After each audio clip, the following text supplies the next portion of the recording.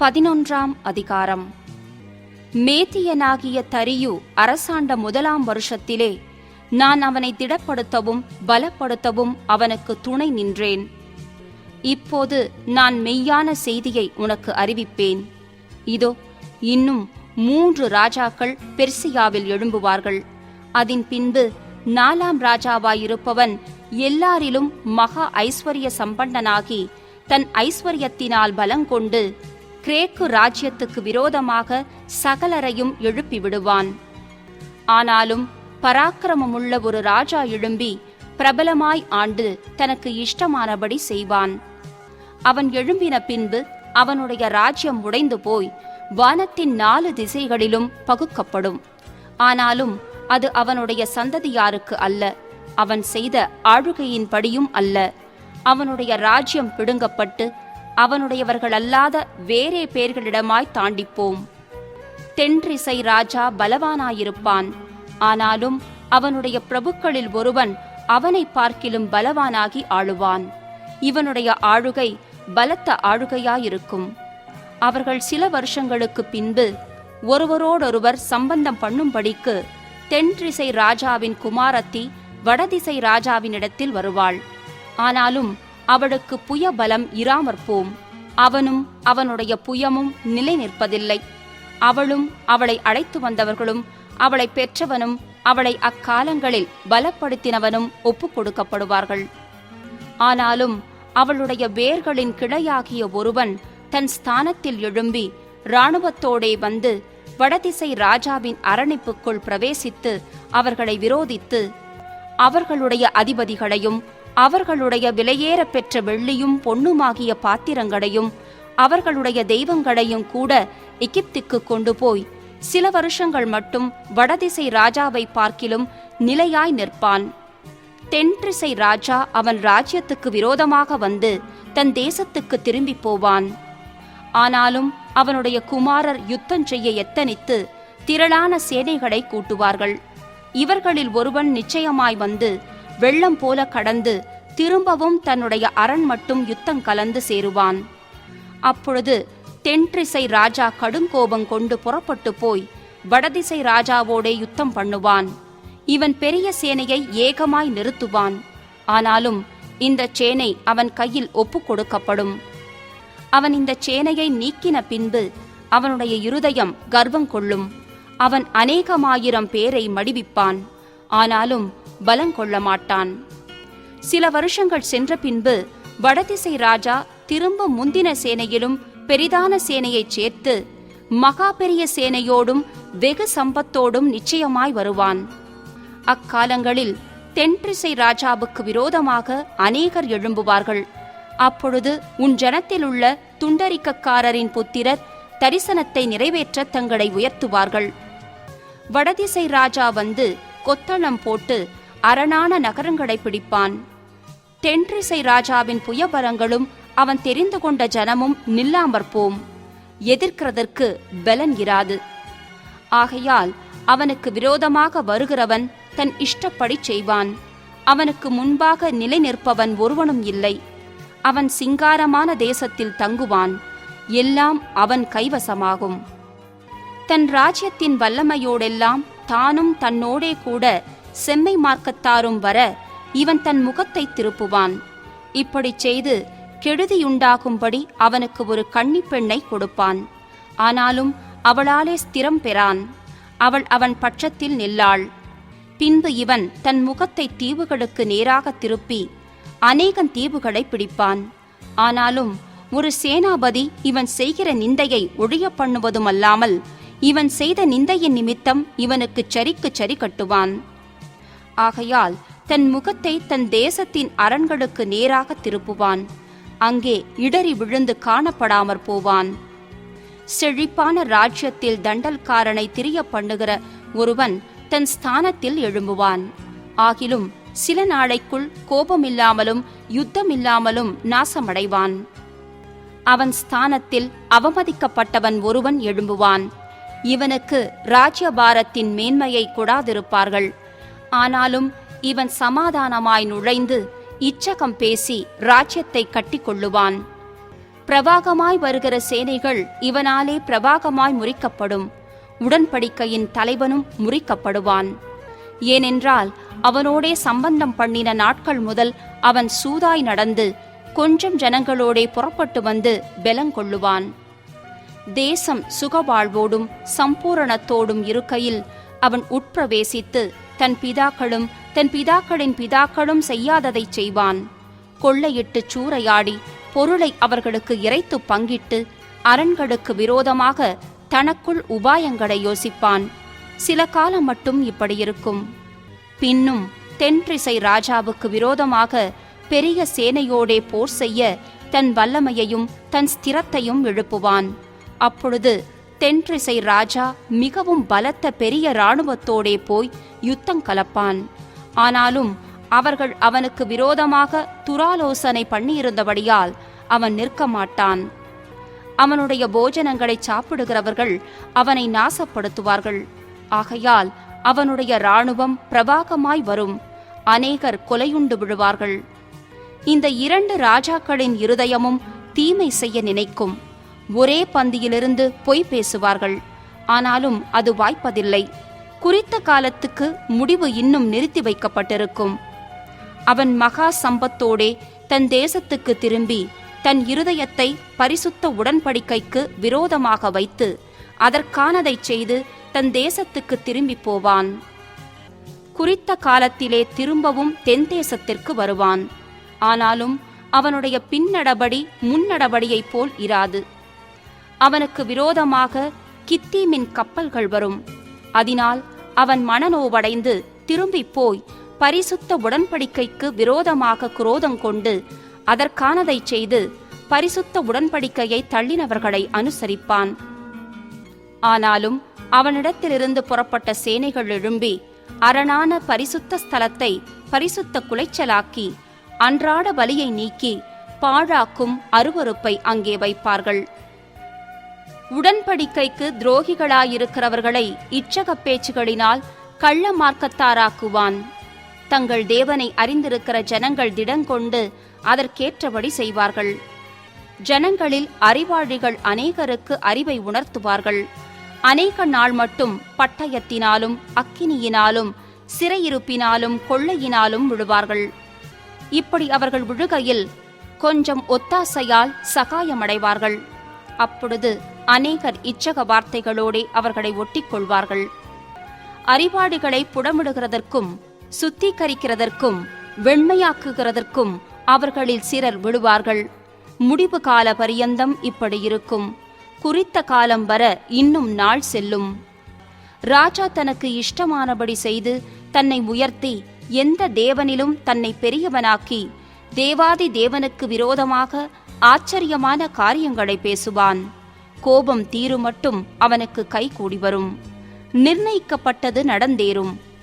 அவன் தன் பிதாக்களின் தேவர்களை மதியாமலும் ஸ்திரீகளின் சிநேகத்தையும் எந்த தேவனையும் மதியாமலும் எல்லாவற்றிற்கும் தன்னை பெரியவனாக்கி அரண்களின் தேவனை தன் ஸ்தானத்திலே கனம் பண்ணி தன் பிதாக்கள் அறியாத ஒரு தேவனை பொன்னினாலும் வெள்ளியினாலும் இரத்தினங்களினாலும் உச்சிதமான வஸ்துக்களினாலும் கனம் பண்ணுவான். அவன் அரணிப்பான கோட்டைகளுக்காகவும் அந்நிய தேவனுக்காகவும் செய்வது என்னவென்றால் அவைகளை மதிக்கிறவர்களுக்கு மகா கனம் உண்டாக்கி அவர்கள் அநேகரை ஆளும்படி செய்து அவர்களுக்கு தேசத்தை கிரயத்துக்காக பங்கிடுவான். முடிவு காலத்திலோவென்றால் தென்திசை ராஜா அவனோடே முட்டுக்கு நிற்பான். வடதிசை ராஜாவும் ரதங்களோடும் குதிரை வீரர்களோடும் அநேகம் கப்பல்களோடும் சூறை காற்று போல் அவனுக்கு விரோதமாய் வருவான். அவன் தேசங்களுக்குள் பிரவேசித்து அவைகளை பிரவாகித்து கடந்து போவான். அவன் சிங்காரமான தேசத்திலும் வருவான். அப்பொழுது அநேக தேசங்கள் கவிழ்க்கப்படும். ஆனாலும் ஏதோமும் மோவாப்பும் அம்மோன் புத்திரரில் பிரதானமானவர்களும் அவன் கைக்கு தப்பிப் போவார்கள். அவன் தேசங்களின் மேல் தன் கையை நீட்டுவான். எகிப்து தேசம் தப்புவதில்லை. எகிப்தினுடைய பொன்னும் வெள்ளியுமான ஐஸ்வர்யங்களையும் உச்சிதமான எல்லா வஸ்துக்களையும் ஆண்டு கொள்ளுவான். லீபியரும் எத்தியோப்பியரும் அவனுக்கு பின் செல்லுவார்கள். ஆனாலும் கிழக்கிலும் வடக்கிலும் இருந்து வரும் செய்திகள் அவனை கலங்கப் பண்ணும். அப்பொழுது அவன் அநேகரை அழிக்கவும் சங்காரம் பண்ணவும் மகா உக்கிரத்தோடே புறப்பட்டு போய் சமுத்திரங்களுக்கு இடையிலுள்ள சிங்காரமான பரிசுத்த பர்வத தண்டையிலே தன் அரமனையாகிய கூடாரங்களை போடுவான். ஆனாலும் அவனுக்கு ஒத்தாசை பண்ணுவாரில்லாமல் அவன் முடிவடைவான். 12ஆம் அதிகாரம். உன் ஜனத்தின் புத்திரருக்காக நிற்கிற பெரிய அதிபதியாகிய மிகாவேல் அக்காலத்திலே எழும்புவான். யாதொரு ஜாதியாரும் தோன்றினது முதல் அக்காலமட்டும் உண்டாயிராத ஆபத்து காலம் வரும். அக்காலத்திலே புஸ்தகத்தில் எழுதியிருக்கிறவர்களாக காணப்படுகிற உன் ஜனங்கள் அனைவரும் விடுவிக்கப்படுவார்கள். பூமியின் தூளிலே நித்திரை பண்ணுகிறவர்களாகிய அநேகரில் சிலர் நித்திய ஜீவனுக்கும் சிலர் நித்திய நிந்தைக்கும் இகழ்ச்சிக்கும் விழித்து எழுந்திருப்பார்கள். ஞானவான்கள் ஆகாய மண்டலத்தின் ஒளியைப் போலவும் அநேகரை நீதிக்குட்படுத்துகிறவர்கள் நட்சத்திரங்களைப் போலவும் என்றென்றைக்கும் உள்ள சதா காலங்களிலும் பிரகாசிப்பார்கள். தானியேலாகிய நீயோவென்றால் முடிவு காலமட்டும் இந்த வார்த்தைகளை புதை பொருளாக வைத்து வைத்து இந்த புஸ்தகத்தை முத்திரை போடு. அப்பொழுது அநேகர் இங்குமங்கும் ஓடி ஆராய்வார்கள், அறிவும் பெருகிப்போம் என்றான். அப்பொழுது தானியேலாகிய நான் ஆற்றுக்கு இக்கரையில் ஒருவனும் ஆற்றுக்கு அக்கரையில் ஒருவனுமாகிய வேறே 2 பேர் நிற்க கண்டேன். சணல் வஸ்திரம் தரித்தவரும் ஆற்றின் தண்ணீர்களின் மேல் நிற்கிறவருமாகிய புருஷனை ஒருவன் நோக்கி, இந்த ஆச்சரியமானவைகளின் முடிவு வர எவ்வளவு காலம் செல்லும் என்று கேட்டான். அப்பொழுது சணல் வஸ்திரம் தரித்தவரும் ஆற்றின் தண்ணீர்களின் மேல் நிற்கிறவருமாகிய புருஷன் தம்முடைய வலது கரத்தையும் தம்முடைய இடது கரத்தையும் வானத்துக்கு நேராக ஏறெடுத்து, ஒரு காலமும் காலங்களும் அரை காலமும் செல்லும் என்றும் பரிசுத்த ஜனங்களின் வல்லமையை சிதறடித்தல் முடிவு பெறும் போதே இவைகளெல்லாம் நிறைவேறி தீருமென்றும் என்றென்றைக்கும் ஜீவித்திருக்கிறவர் பேரில் ஆணையிடக் கேட்டேன். நான் அதை கேட்டும் அதன் பொருளை அறியவில்லை. ஆகையால் என் ஆண்டவனே, இவைகளின் முடிவு என்னமாயிருக்கும் என்று கேட்டேன். அதற்கு அவன், தானியேலே, போகலாம். இந்த வார்த்தைகள் முடிவு காலமட்டும் புதை பொருளாக வைக்கப்பட்டும் முத்திரிக்கப்பட்டும் இருக்கும். அநேகர் சுத்தமும் வெண்மையுமாக்கப்பட்டு புடமிடப்பட்டவர்களாய் விளங்குவார்கள். துன்மார்க்கரோ துன்மார்க்கமாய் நடப்பார்கள். துன்மார்க்கரில் ஒருவனும் உணரான், ஞானவான்களோ உணர்ந்து கொள்ளுவார்கள். அன்றாட பலி நீக்கப்பட்டு பாழாக்கும் அருவருப்பு ஸ்தாபிக்கப்படும் காலம் முதல் 1290 நாள் செல்லும். 1335 நாள் மட்டும் காத்திருந்து சேருகிறவன் பாக்கியவான். நீயோவென்றால் முடிவு வருமட்டும் போயிரு. நீ இளைப்பாறிக் கொண்டிருந்து நாட்களின் முடிவிலே உன் சுதந்திர வீதத்துக்கு எழுந்திருப்பாய் என்றான். ஓசியா 1ஆம் அதிகாரம். யூதா தேசத்து ராஜாக்களாகிய உசியா, யோதாம், ஆகாஸ், எசேக்கியா என்பவர்களின் நாட்களிலும் யோவாசின் குமாரனாகிய யெஸ்ரயேலின் ராஜாவாகிய யெரொபெயாம் என்பவனின் நாட்களிலும் பெயேரியின் குமாரனாகிய ஓசியாவுக்கு உண்டான கர்த்தருடைய வசனம். கர்த்தர் ஓசியாவை கொண்டு உரைக்கத் தொடங்கினபோது கர்த்தர் ஓசியாவை நோக்கி, நீ போய் ஒரு சோர ஸ்திரீயையும் சோர பிள்ளைகளையும் உன்னிடமாகச் சேர்த்துக்கொள். தேசம் கர்த்தரை விட்டு விலகி சோரம் போயிற்று என்றார். அவன் போய் திப்லாயிமின் குமாரத்தியாகிய கோமேரைச் சேர்த்து கொண்டான். அவள் கர்ப்பந்தரித்து அவனுக்கு ஒரு குமாரனை பெற்றாள். அப்பொழுது கர்த்தர் அவனை நோக்கி, இவனுக்கு யெஸ்ரயேல் என்னும் பேரிடு. ஏனெனில் இன்னும் கொஞ்ச காலத்திலே நான் ஏகூபின் வம்சத்தாரிடத்திலே யெஸ்ரயேலின் இரத்தப்பழியை விசாரித்து இஸ்ரவேல் வம்சத்தாரின் ராஜ்யபாரத்தை ஒழிய பண்ணுவேன். அந்நாளில் யெஸ்ரயேலின் பள்ளத்தாக்கிலே இஸ்ரவேலின் வில்லை முறிப்பேன் என்றார். அவள் திரும்ப கர்ப்பந்தரித்து ஒரு குமாரத்தியை பெற்றாள். அப்பொழுது அவர் அவனை நோக்கி, இவளுக்கு லோருகாமா என்னும் பேரிடு. ஏனெனில் நான் இனி இஸ்ரவேல் வம்சத்தாருக்கு இரக்கஞ் செய்வதில்லை.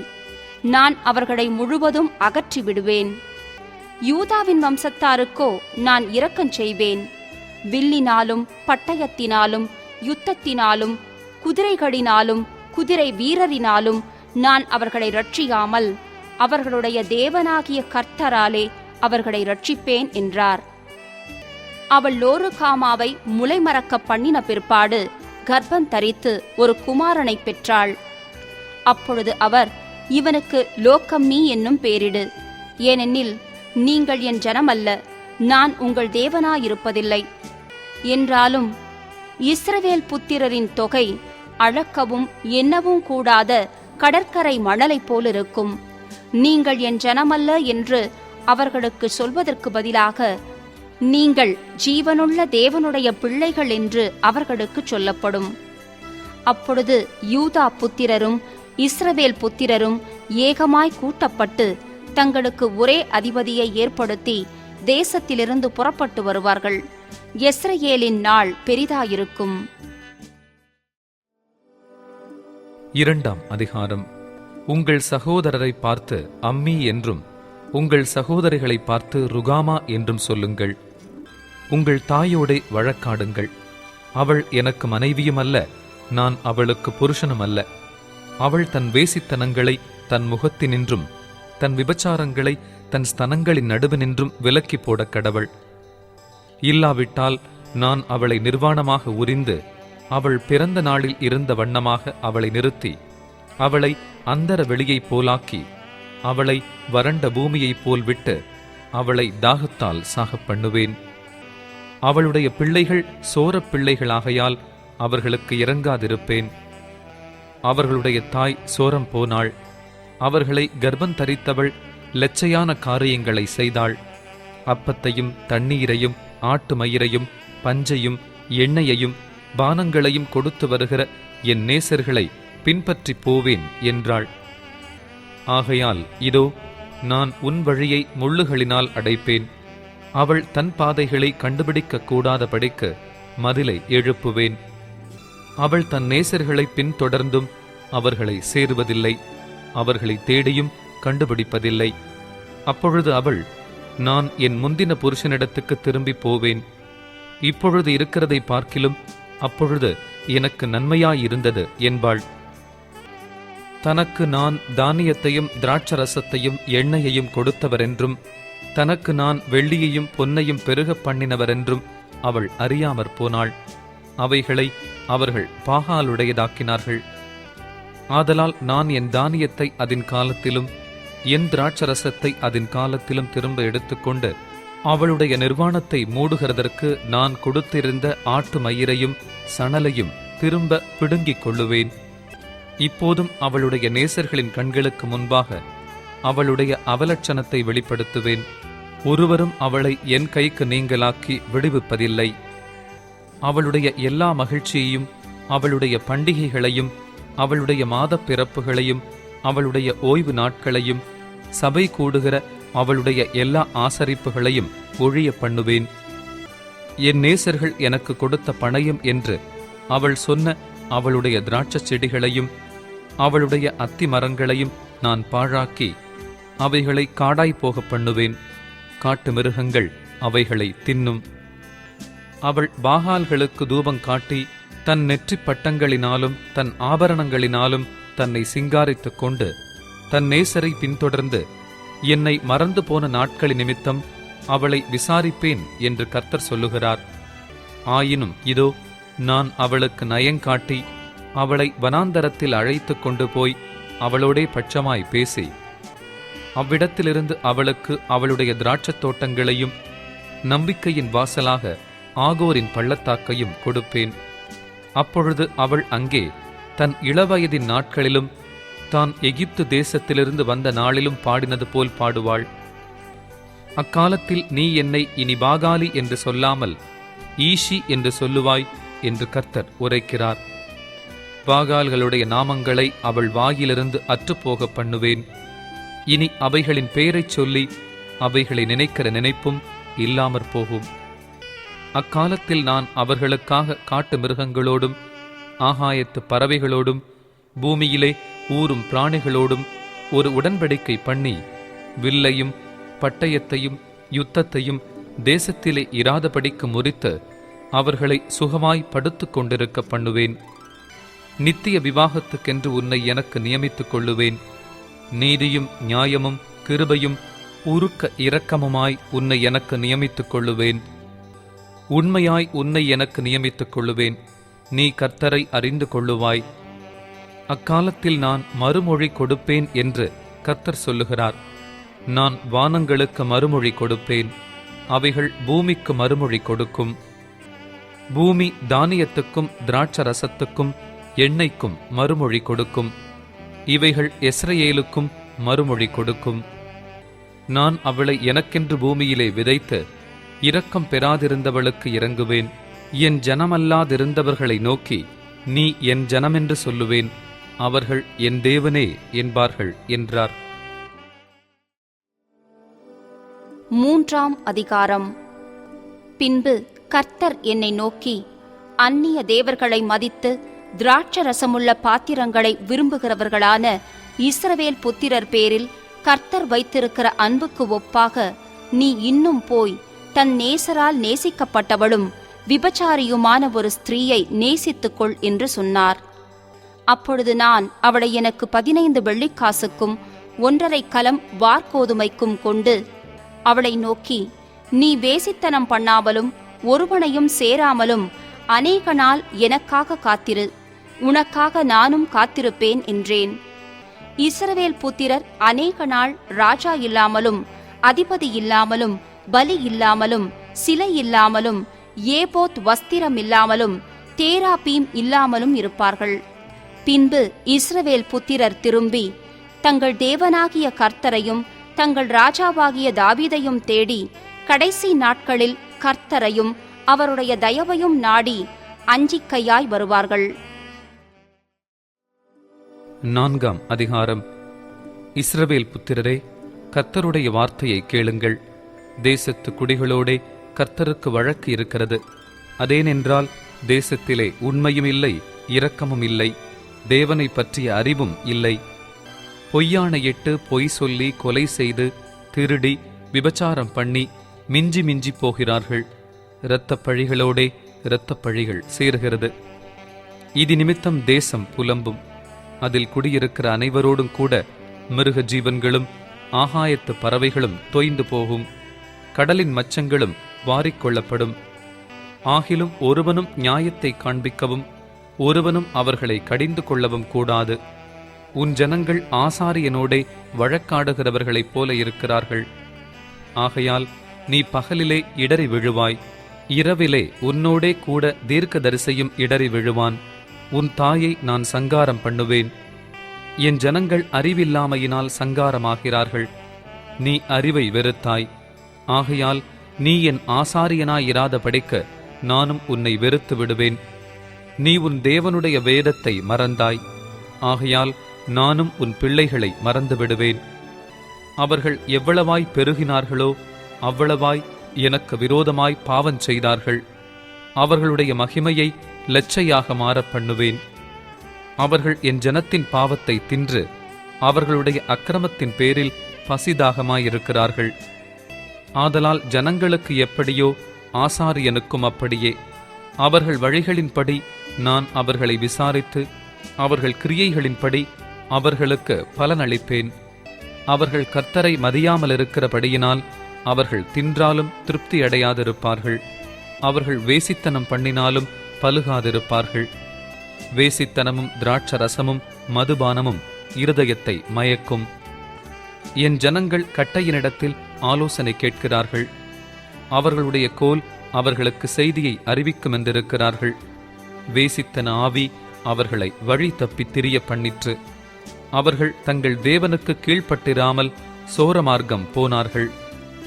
அவர்கள் மலையுச்சியில் பலியிட்டு மேடுகளிலே கர்வாலி மரங்களின் கீழும் புன்னை மரங்களின் கீழும் அரச மரங்களின் கீழும் அவைகளின் நிழல் நல்லதென்று தூபங்காட்டுகிறார்கள். இது நிமித்தம் உங்கள் குமாரத்திகள் வேசித்தனமும் உங்கள் மருமக்கள்மார் விபச்சாரமும் செய்கிறார்கள்.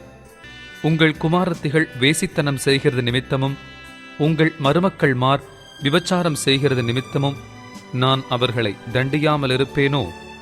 அவர்கள் விலகி வேசிகளோடே கூட போய் தாசிகளோடே பலியிடுகிறார்கள். உணர்வில்லாத ஜனங்கள் அதனால் சிக்குண்டு விழுவார்கள். இஸ்ரவேலே, நீ சோரம் போனாலும் யூதாவாகிலும் அந்த பாவத்துக்குள்ளாகாதிருப்பதாக. கில்காலுக்கு வராமலும் பெத்தாவேனுக்கு போகாமலும் கர்த்தருடைய ஜீவனாணை என்று ஆணையிடாமலும் இருப்பீர்களாக. இஸ்ரவேல் அடங்காத கிடாரியைப் போல் அடங்காதிருக்கிறது. இப்போது கர்த்தர் அவர்களை விஸ்தாரமான வெளியிலே ஆட்டுக்குட்டியைப் போல் மேய்ந்து அலைய பண்ணுவார். எப்பிராயீம் விக்கிரகங்களோடு இணைந்திருக்கிறான், அவனை போகவிடு. அவர்களுடைய மதுபானம் புளித்தது, அவர்கள் எப்போதும் சோரம் போகிறார்கள். அவர்களுடைய அதிபதிகள் தாருங்களென்று லெச்சையானதை நாடுகிறார்கள். காற்று அவர்களை தன் செட்டைகளில் இறுகப் பிடிக்கும். அவர்கள் தங்கள் பலிகளால் வெட்கப்படுவார்கள்.